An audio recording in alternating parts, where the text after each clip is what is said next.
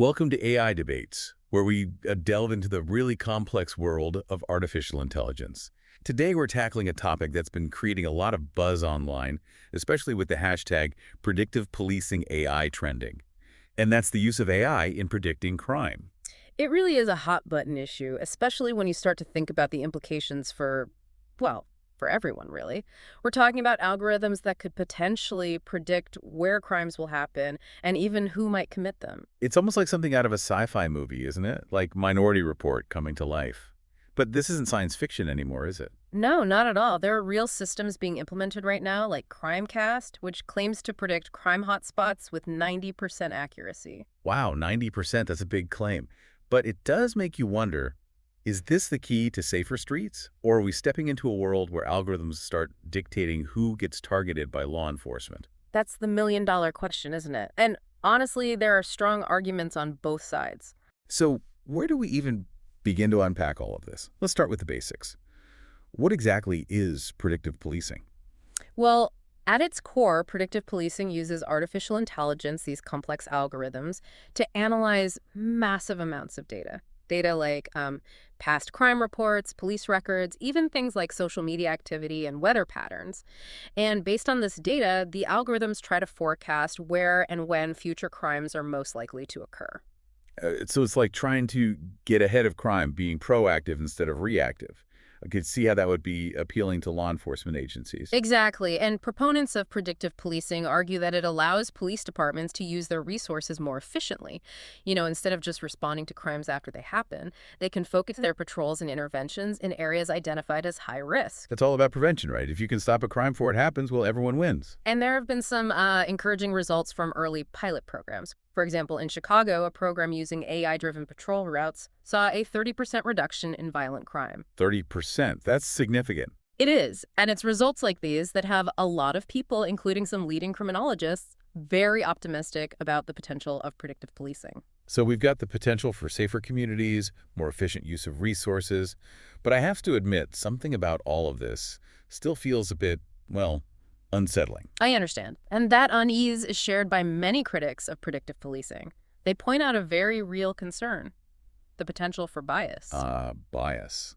That's something we've seen crop up time and time again with AI, right? Like those facial recognition systems that were misidentifying people, especially people of color. It's a recurring problem, and it's a major concern with predictive policing as well.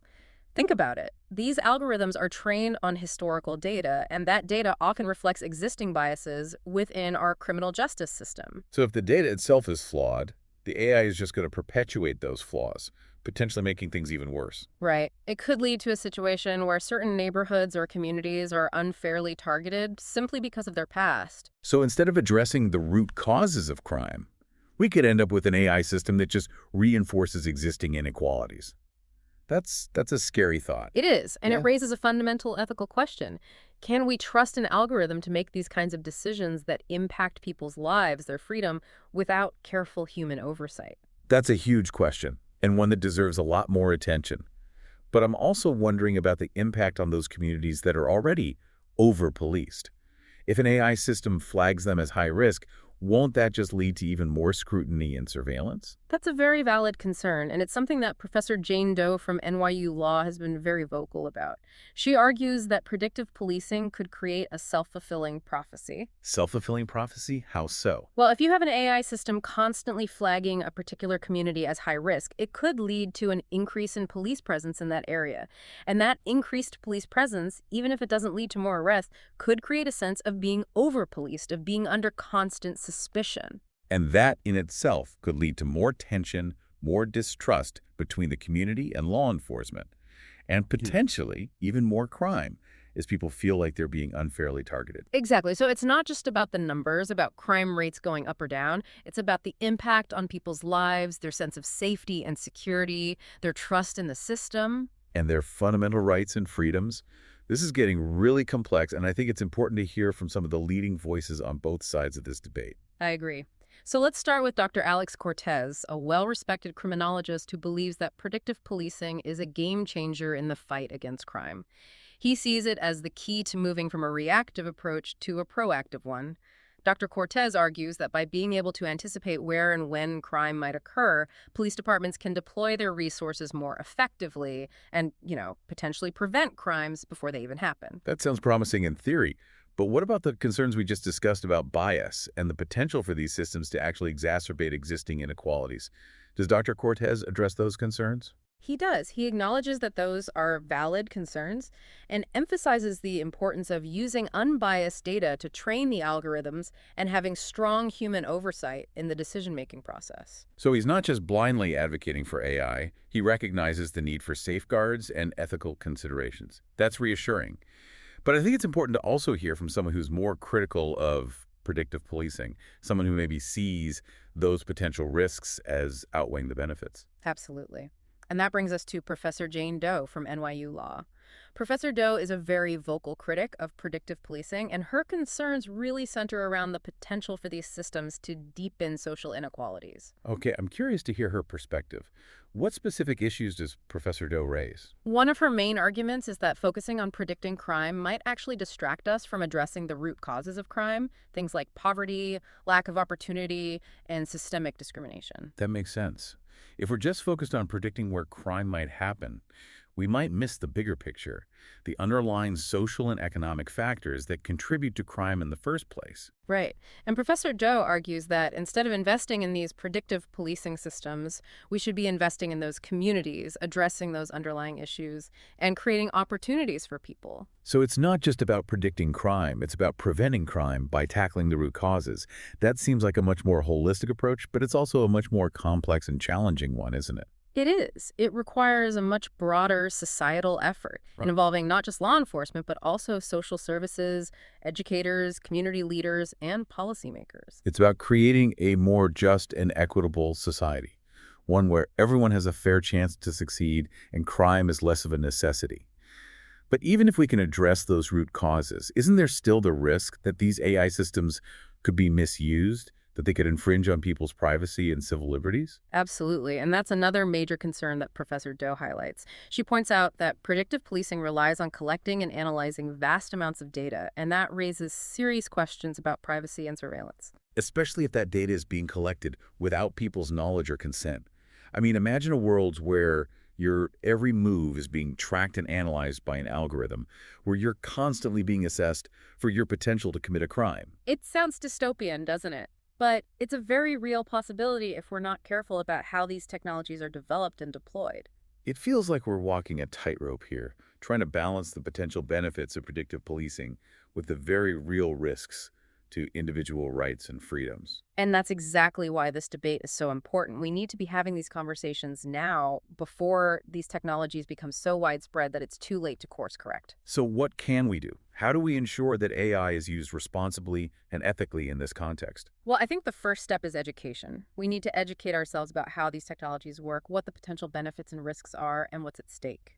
So do your research, read articles, listen to podcasts like this one, and talk to people who are knowledgeable about AI and its implications for society. Exactly. And once we're informed, we need to get involved. We need to make our voices heard. Contact your elected officials, attend town hall meetings, write letters to the editor, engage in online discussions. There are so many ways to participate in this debate and make sure that your perspective is considered. It's about demanding transparency and accountability from those who are developing and deploying these technologies. And it's about making sure that our values are reflected in the way AI is used in our society. We need to decide what kind of future we want to create. Do we want a future where AI is used to control and surveil us? Or do we want a future where it's used to empower us and make our lives better? I know what I'd choose.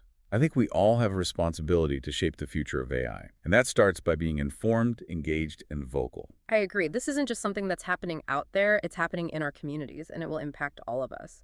So let's make sure that AI is used in a way that benefits all of humanity, not just a select few. And let's not forget that this debate is happening on a global scale. Different countries are approaching AI in very different ways, some with more caution, others with more enthusiasm. What are some of the key differences you're seeing in how different countries are grappling with this issue? Well, you mentioned Germany earlier, and their focus on data privacy is definitely shaping their approach to AI. They're being very cautious about implementing any systems that could potentially infringe on people's privacy rights. Yeah, it's almost like they're saying, Hold on a minute. Let's think this through before we rush into anything that could have unintended consequences. Exactly. And that's in stark contrast to a country like China, where there's much less emphasis on individual privacy and much more willingness to embrace AI, even if it means increased surveillance. So it's almost like we're seeing two very different visions of the future emerging. One where AI is used to empower individuals and protect their rights, and another where it's used to control and monitor them. It's a fascinating and somewhat unsettling dichotomy. And it really highlights the importance of having these conversations on a global level. We need to be sharing knowledge, debating ethical frameworks, and trying to find common ground. Because ultimately, the future of AI is going to be shaped by the choices we make today, both individually and collectively. And those choices will have a profound impact on the kind of world we create for ourselves and for future generations. It's almost overwhelming to think about, isn't it? The sheer scale of this, the potential for both good and bad. But I also find it incredibly exciting. We're living in a time of unprecedented technological advancement, and we have the opportunity to shape that advancement in a way that benefits all of humanity. I agree. It's a time of great challenge, but also a time of great opportunity. It all comes back to that idea we talked about earlier. AI is a tool. It's not inherently good or bad. It's all about how we choose to use it. And those choices are being made right now. So let's make sure we're part of that conversation. Let's make our voices heard, and let's work together to create a future where AI is used for good, a future where technology serves humanity. And it really does feel like those choices, those values that we prioritize are going to be key in shaping the future of AI in all aspects of our lives, not just in policing. Absolutely. And I think it's interesting to bring it back to, our initial point about predictive policing. What if the success stories we hear, those impressive crime reduction statistics, are actually masking deeper societal problems? That's a really thought-provoking question. Are we just putting a Band-Aid on a much larger wound, so to speak? Instead of addressing the root causes of crime, like poverty and inequality, are we just using AI to shift the burden of those problems onto certain communities? Exactly. And if that's the case, then predictive policing could end up doing more harm than good in the long run. It might create a false sense of security while actually exacerbating social divisions and injustices. So it's not enough to just look at the numbers, the crime stats.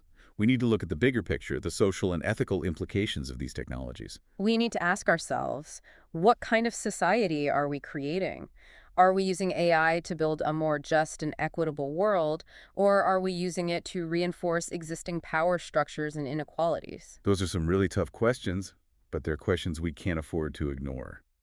So as we wrap up this deep dive into the world of AI and predictive policing, I want to leave our listeners with this. Stay curious, stay engaged, and most importantly, stay vocal. Your voice matters. This isn't just a debate for academics and policymakers. It's a debate that will impact all of us. The future of AI is being shaped right now, and we all have a role to play in making sure it's a future that benefits all of humanity. Thanks for joining us on this journey. We'll see you next time on AI Debates, where we'll continue to explore the complex and ever-evolving world of artificial intelligence.